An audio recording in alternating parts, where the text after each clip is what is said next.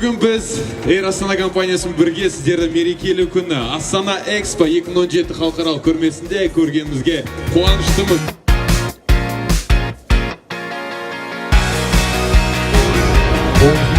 Соловей Роман дейді. Актриса 20 Нео.